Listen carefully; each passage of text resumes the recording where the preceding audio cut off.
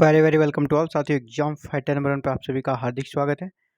JPSC PT exam 2024 के GS paper 1 के class में स्वागत है, जहां पे हम लोग इंडियन हिस्ट्री को कवर कर रहे हैं। अभी हम लोग दिल्ली सल्तनत को देखेंगे और दिल्ली सल्तनत में जो प्रश्न आ सकते हैं और जो प्रश्न आए हुए हैं उसको वन लाइनर मोड में हम लोग देखने वाले हैं। तो चलिए स्टार्ट करते हैं आज के वन लाइनर को। और अब स्टार्ट होगा 161 से, है ना। क्वेश्चन नंबर 161 से स्टार्ट करेंगे और 200 तक जाएंगे। मतलब हम लोग 200 वन लाइनर को कर चुके हैं अभी तक। 200 वन लाइनर को सॉल्व कर चुके हैं और ये ऐसे प्रश्न हैं जो कि ट्रेंडिंग है, एग्जाम में अक्सर पूछे जाते हैं और ये पूछे जाने की पूरी संभावना हो सकता है डायरेक्ट आपको प्रश्न यहाँ से मिले। तो चलिए पहले वन लाइनर से आगे बढ़ते हैं, आज की क्लास आगे करते हैं। पहला है चहलगानी चहलगानी अथवा चालीसा दल दिल्ली के किस सुल्तान के शासनकाल में स्थापित हुआ? चहलगानी या चालीसा दिल्ली के किस सुल्तान के शासनकाल में आरंभ हुआ? इसे इल्तुतमिश ने किया था। चालीसा मतलब 40 सरदारों का एक दल था जो कि इल्तुतमिश के विश्वसनीय लोग हुआ करते थे और इसी के माध्यम से कह सकते हैं इल्तुतमिश ने शासन किया अपने जो उसका शासनकाल था उस दौर में। तो इसकी स्थापना इल्तुतमिश ने की थी। हालांकि आगे जाके बलबन ने इसे पूरी तरह कह सकते हैं ध्वस्त कर दिया और इनकी शक्तियों को काफ़ी कम कर दिया और अपने ही खुद को ही सर्वेसर्वा वो समझने लगे और इन सरदारों को बिल्कुल साइड कर दिया। अगला है शिया तथा सुन्नी, मुसलमानों का जो दो वर्ग है शिया तथा सुन्नी के बीच सबसे गंभीर जातीय लड़ाई किसके समय में हुई? तो रजिया सुल्तान के समय में शिया और सुन्नी के बीच भयंकर लड़ाई होने लगी और एक दूसरे के खिलाफ साजिशें रची जाने लगी दरबार में। मोहम्मद तुगलक ने सांकेतिक मुद्रा क्यों प्रारंभ की थी? विश्व भर में चांदी की कमी को देखते हुए सांकेतिक मुद्रा के रूप में उन्होंने तांबे और कांसे का प्रयोग किया ताकि चांदी को बचाया जा सके। मोहम्मद तुगलक ने किस जैन साधु के साथ विचार विमर्श किया था? जिनसेन सूरी जिनसेन सूरी के साथ इन्होंने विचार विमर्श किया था। आगे बढ़ते हैं। खिदमती क्या है? खिदमती पराधीन भारतीय प्रधानों से ली जाने वाली भेंट। जो भारतीय राजा पराजित हो जाते थे उनसे जो भेंट मिलती थी, उपहार मिलती थी, उसे ही खिदमती कहा जाता था। सल्तनत काल में भूमि नाप की इकाई क्या थी? मसाहत। सल्तनत काल में भूमि नाप की इकाई क्या थी? मसाहत। अगला है जौनपुर, हिसार, फिरोजाबाद नगरों की स्थापना किसने की? जौनपुर, हिसार, फिरोजाबाद जैसे नगरों की स्थापना किसने की? फिरोज तुगलक ने। फिरोज तुगलक। अगला है प्रसिद्ध फारसी पर नौरोज का दरबार में आयोजन किसने प्रारंभ किया? नौरोज उत्सव को दरबार में प्रारंभ करने का श्रेय किसे है? बलबन को। उन्हें बहुत सारी ईरानी परंपरा को अपने दरबार में इंट्रोड्यूस किया और इसी में नौरोज भी एक है, तो बलबन ने। किसने कहा मैं यह नहीं सोचता वह वैध है या नहीं, जी भी मुझे राज्य के जो भी जी नहीं जो होगा यहाँ पे, जो भी मुझे राज्य के लिए उचित लगता है या परिस्थिति के हिसाब से उचित होता है वही करता हूँ। यानी हमें ये नहीं देखना है कि ये धर्म के अनुसार वैध है या नहीं, बल्कि जो राज्य के लिए अच्छा है वही करना है। ये कथन है अलाउद्दीन खिलजी का। अगला है किस सुल्तान ने मंगोल परंपरा के अनुसार अपनी दशमलव प्रणाली पर आधारित सैन्य तंत्र को तैयार किया था? दशमलव प्रणाली पर आधारित सैन्य तंत्र को मोहम्मद बिन तुगलक ने तैयार किया था। दशमलव प्रणाली पर आधारित सैन्य प्रणाली को मोहम्मद बिन तुगलक ने। अलाउद्दीन खिलजी किसकी हत्या करके दिल्ली की गद्दी पर बैठा? तो अलाउद्दीन खिलजी अपने चाचा जलालुद्दीन की हत्या करके सत्ता पर बैठा था। जलालुद्दीन खिलजी के सैनिकों को सरकारी भाषा में क्या कहते थे? यानी जो खिलजी में अलाउद्दीन खिलजी की सेना सबसे मजबूत थी, तो अलाउद्दीन खिलजी की सेना को सरकारी भाषा में क्या नाम से संबोधित किया गया था? मुर्रतब। सरकारी भाषा में सेना को बोला जाता है मुर्रतब। अगला है दिल्ली के किस सेनापति ने तथा किसके शासनकाल में सुदूर दक्षिण में कन्याकुमारी तक लूटने के लिए आक्रमण किया? तो जी हाँ, मलिक कफूर ने किया था अलाउद्दीन खिलजी के शासनकाल में। पूरे दक्षिण भारत को लूटकर अलाउद्दीन को समर्पित कर दिया। अगला है बट्टेर क्या था? बट्टेर क्या था? तो बट्टेर था झुकावदार दीवारें जिससे भवन को मजबूती और दृढ़ता मिलती थी। इससे भवन को क्या मिलती थी? मजबूती और दृढ़ता।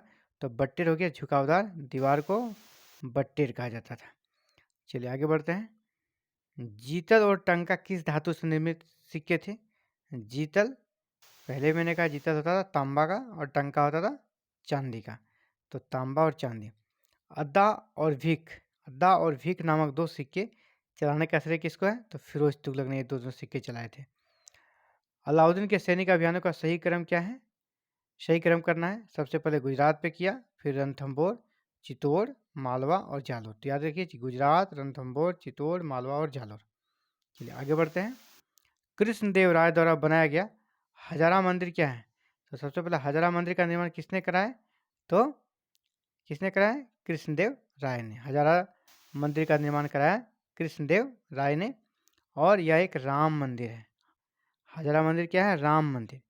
किस शासक ने मवेशी कर लगाया ना, चरगा पशुओं पर जो कर लगाया था, चरगा कर, तो ये अलाउद्दीन खिलजी ने, अलाउद्दीन खिलजी ने मवेशियों पर कर लगाया था। सल्तनत काल की आय का मुख्य स्रोत क्या था? पूरे सल्तनत काल के आय का मुख्य स्रोत कृषि राजस्व ही रहा है ना, भू राजस्व। अगला, किस शासक ने अलाउद्दीन खिलजी की अधीनता स्वीकार नहीं की थी? अलाउद्दीन खिलजी की अधीनता किसने स्वीकार नहीं की थी? पांड्य राजा ने अलाउद्दीन खिलजी की स्वतंत्रता कैसे अधीनता स्वीकार नहीं की थी। वक्फ भूमि क्या है? वक्फ भूमि धार्मिक कार्य हेतु सरकार के द्वारा प्रदान की गई भूमि, शासक के द्वारा प्रदान की गई भूमि वक्फ भूमि कहलाती थी। धार्मिक प्रयोजन हेतु ये भूमि दी जाती थी। इनाम भूमि क्या थी? इनाम भूमि का मतलब पेंशन भूमि है ना, पेंशन भूमि। आमिल किस प्रशासनिक इकाई का प्रमुख होता था? आमिल जो होता था परगना लेवल में होता था, तो परगना। सल्तनत कालीन शासक ने सिंचाई कर सर्वप्रथम लगाया जो उपज का 5वां भाग था, ये लगाया किसने? फिरोज तुगलक ने। और 5वां नहीं, उपज का 10वां भाग लिया जाता था सिंचाई कर के रूप में, ये सबसे पहले फिरोज तुगलक ने लगाया। दीवान वक्फ की स्थापना किसने की? दीवान वक्फ की जगह यहाँ पर दीवान वकूफ होगा, दीवान वकूफ। दीवान वकूफ की स्थापना किसने की थी?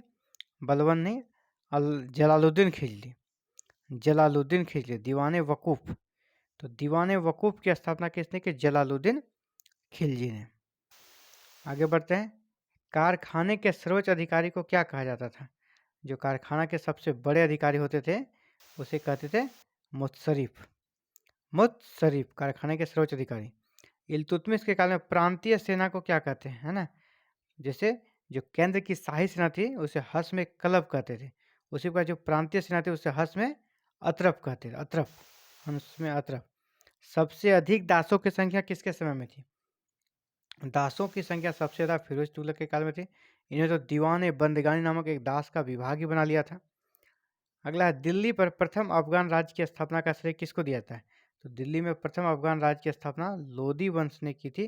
तो लोदी वंश के पहले शासक कौन थे? बहलोल लोदी। तो स्थापना का श्रेय किसको दिया जाता है? बहलोल लोदी को। अगला, बहलोल लोदी ने किस प्रकार के सिक्कों का प्रचलन करवाया? तो इन्होंने बहलोल सिक्के चलवाए थे, बहलोली सिक्के।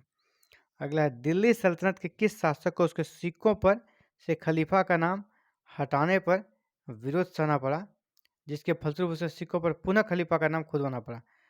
तो यानी पहले सिक्कों से खलीफा का नाम को हटा दिया, जिसके कारण उसकी घोर निंदा हुई, तो उसको देखते हुए उसने फिर से उसके नाम को ऐड कर लिया। ऐसा किसने किया था? मोहम्मद बिन तुगलक ने। और ये इसलिए ऐसा कर पाते क्योंकि डिसीजन बदलने के लिए पूरे फेमस है ना? डिसीजन बदलने के लिए पूरी तरह फेमस है। अगला है, दिल्ली सल्तनत के किस शासक ने सर्वप्रथम एक वस्त्र निर्माणशाला स्थापित की थी? वस्त्र निर्माणशाला की स्थापना भी मोहम्मद बिन तुगलक ने ही की थी। नासिर ए अमीर उल मोमिनीन, ये उपाधि है, नासिर ए अमीर उल मोमिनीन की उपाधि किसने धारण की थी? तो अलाउद्दीन खिलजी ने। नासिर ए अमीर उल मोमिनीन की उपाधि अलाउद्दीन खिलजी ने धारण की थी। सूती वस्त्र उद्योग का कौन सा तरीका भारत में तुर्कों द्वारा प्रारंभ नहीं किया गया था? तो जल करघा जो था वो तुर्कों द्वारा यहाँ पर नहीं लाया गया था, तो जल करघा आंसर हो जाएगा। सिंध का हिंदू राजा जिसे अरबों ने पराजित कर हटा दिया था कौन था? तो सिंध का हिंदू राजा जिसे अरबों ने पराजित किया, मोहम्मद बिन कासिम ने पराजित किया, वो थे दाहिर। अगला है, महमूद गजनवी के दरबारी कवि तथा शाहनामा के रचयिता कौन थे? महमूद गजनवी के दरबारी कवि कौन थे? फिरदौसी। और इन्होंने शाहनामा नामक ग्रंथ भी लिखा था। चलिए आगे बढ़ते हैं। 198 मोहम्मद गौरी को पराजित करने वाले पहले भारतीय शासक कौन थे? तो पहले भारतीय शासक थे मूलराज द्वितीय, या इसको कह सकते हैं भीमा द्वितीय भी कहा जाता है। तो गुजरात के सोलंकी राजा मूलराज द्वितीय ने मोहम्मद गौरी को हराया और इसका नाम कहीं के भीमा द्वितीय भी मिलता है। मोहम्मद गौरी का अंतिम अभियान कब और किसके विरुद्ध था? तो 1206 में पंजाब के खोखरों के विरुद्ध इनका विद्रोह था। अगला है, मोहम्मद गौरी के किस सैनिक अधिकारी ने सेनाओं को पराजित कर पूर्वी भारत में मुस्लिम शासन की स्थापना की? मोहम्मद गौरी के किस सैनिक अधिकारी ने सेनाओं को पराजित कर पूर्वी भारत में मुस्लिम शासन की स्थापना की? यानी बंगाल, बिहार, इन सबको जीता वो किसने? बख्तियार खिलजी ने। तो आज के लिए साथियों इतना ही।